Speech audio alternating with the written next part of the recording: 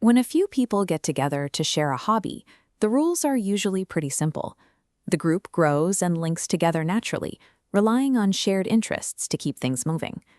Decisions in those early days are usually made by consensus. Everyone gets a say, and because the stakes are low, figuring out who runs a meeting or plans an outing is quick and easy. But as membership expands, operations get complicated.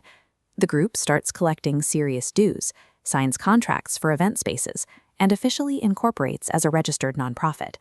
Suddenly, you have formal legal and financial liabilities. This creates immediate friction. Veteran members want to keep the casual, inclusive traditions that built the group in the first place. Meanwhile, the current leadership feels crushed under the weight of administrative gridlock and personal legal exposure. Navigating this transition forces a hard choice.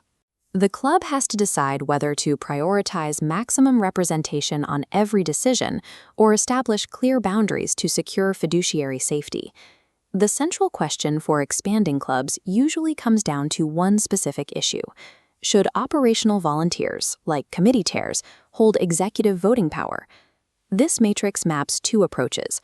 Model B, the expanded board, gives committee chairs full voting power alongside officers, maximizing volunteer inclusion.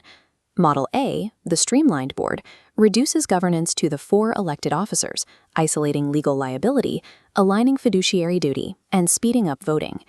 Rewriting bylaws to shift from an expanded board to a streamlined one forces the club's legal structure to finally catch up with its operational maturity. Shifting to that streamlined model requires the most difficult bylaw change a club can make, removing executive voting rights from committee chairs. On an expanded board, administrative votes often stall. You have a large, fluctuating group of unelected appointees weighing in on complex budgets and legal compliance, slowing down decisions that require swift action. The structural fix is to designate committee chairs as advisory, non-voting members of the board. They still attend meetings and submit reports, but they do not cast administrative votes. This creates a necessary legal firewall. It guarantees that only the officers directly vetted and elected by the full membership hold the legal risk and fiduciary liability for the organization. The immediate trade-off is friction. Dedicated operational leaders will likely feel their influence is diminished, and they may interpret the move as a corporate power grab by the officers.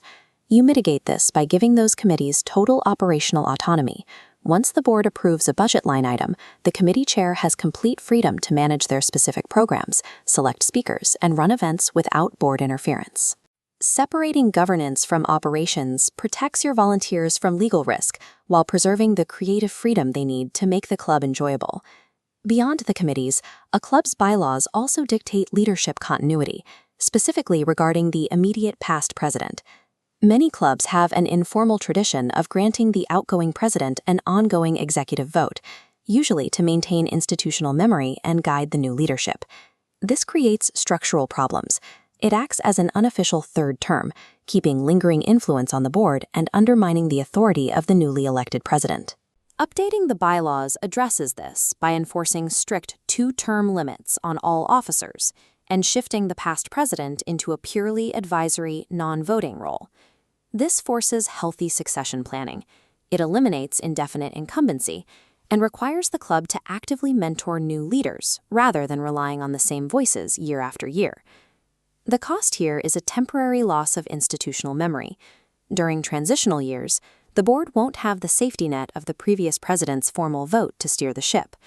True organizational stability comes from building resilient systems for new leaders to step into, rather than depending indefinitely on the influence of past ones. The clash between legal compliance and informal tradition is perhaps most obvious in something incredibly mundane, the club's official physical address. Grassroots groups typically use a rotating board member's personal home address for all club business and mail. This split screen shows the dual compliance problem. For California nonprofits, state filings explicitly forbid using a standard P.O. box. On the federal side, the CAN-SPAM Act requires a valid physical postal address on every digital newsletter you send to your members. Relying on a member's house means that every time an election happens, you have to file updated state forms, change the address on the bank accounts, and expose a new volunteer's home address to public records. The solution is securing a commercial mail receiving agency address, like a UPS store mailbox. It provides a permanent, legally compliant street address that satisfies both state filing laws and federal email regulations, keeping the members' homes out of it entirely. You trade a small monthly financial cost for permanent administrative continuity and the personal privacy of your board members. Allocating club funds for basic legal infrastructure is a mandatory step for operating a maturing nonprofit. Implementing these structural changes across a resistant, emotionally invested membership requires navigating a difficult psychological hurdle.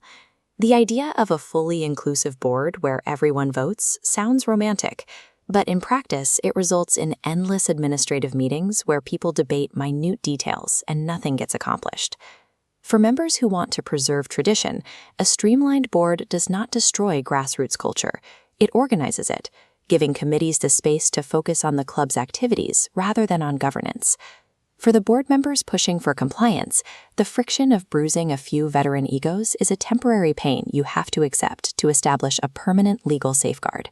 Formalizing these rules builds the legal shield necessary to protect the club's future operations. To decide which governance model your club actually needs, we can map it out on this chart, looking at organizational maturity against the required rigor of governance. Down in this quadrant is the informal group. If you are a small, unregistered neighborhood club with no assets, Model B, the expanded consensus-driven board, works perfectly well. But up here is the registered nonprofit. You are handling tax exemptions, managing budgets, and carrying liability insurance. If your club operates as a legal nonprofit, you must transition to the streamlined officer-only voting board. The operational rule that bridges the divide is simple. Committees manage the fun, and the board manages the risk. Sacrificing universal representation for strict fiduciary accountability is the necessary price for long-term organizational survival.